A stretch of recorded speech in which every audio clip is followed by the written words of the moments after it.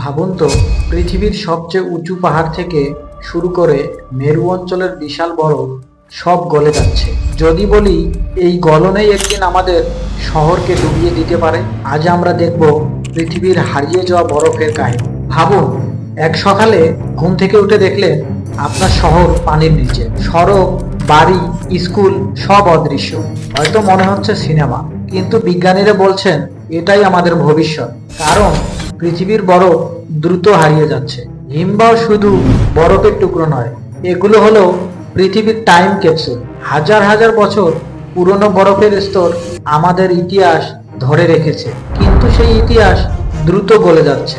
1970 সালের পর থেকে পৃথিবীর বরফের 1/3 অদৃশ্য হয়ে গেছে। প্রতিদিন কোটি কোটি টন বরফ গলে যাচ্ছে। গ্লেসিয়ার ভেঙে পড়ছে, যেন পৃথিবী চিৎকার করছে, আমাকে বাঁচাও।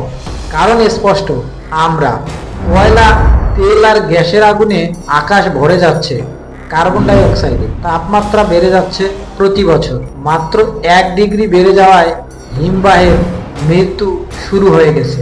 গ্লেসিয়ার হারালে শুধু মেরু অঞ্চলে নয়, ডুবে যাবে উপকূলীয় শহরগুলো। মালদ্বীপ, বাংলাদেশ, ভেনিস, নিউ ইয়র্ক সবাই ঝুঁকিতে।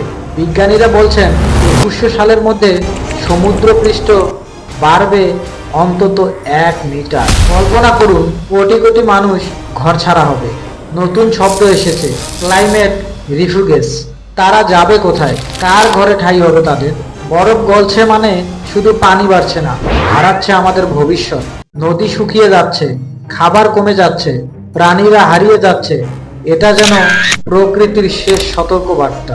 আমরা কি বদলাবো, নাকি বরফের সাথে সাথে আমাদের ভবিষ্যৎও গলে যাবে?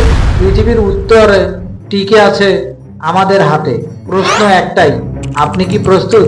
এরকম আরো অজানা তথ্য পেতে আমাদের চ্যানেলটি সাবস্ক্রাইব করুন।